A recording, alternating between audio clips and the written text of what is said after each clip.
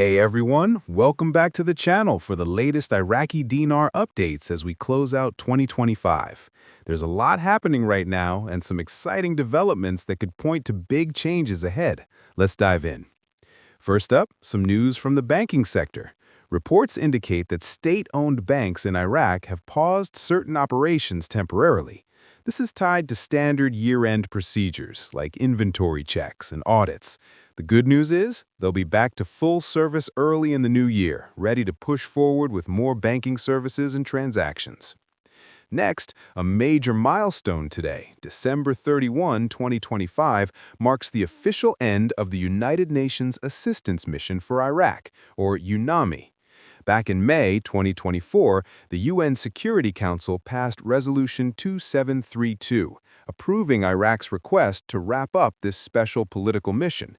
Keep in mind, this doesn't mean all UN work stops.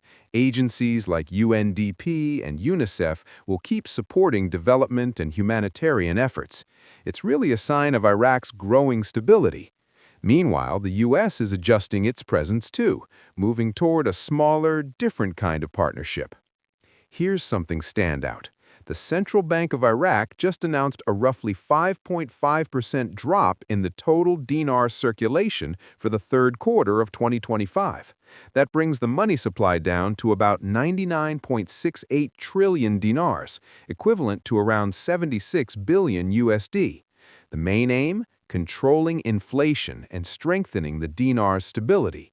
Sources like Frank26 are pointing out this means they've successfully pulled in a lot of those larger 3-0 notes.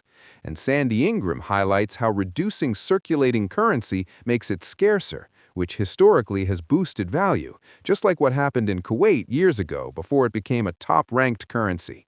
This kind of move often signals preparation for significant steps forward. On that note, community voices are buzzing. Walking Stick mentions upcoming in-country education for Iraqi citizens about the reforms, details shared first with locals before going global. And Frank26 adds that input from Washington, especially under the new administration, is packed with details on the monetary reform. Things are heating up. Then there's Jeff reminding us about the budget timeline. Budgets are always tied closely to currency value, so any rate adjustment would likely align right around the budget cycle. The next one kicks in January 2026, perfect timing for changes to sync up smoothly. Finally, reports of a high-level U.S. envoy heading to Baghdad soon to talk about the future U.S.-Iraq relationship in this next phase.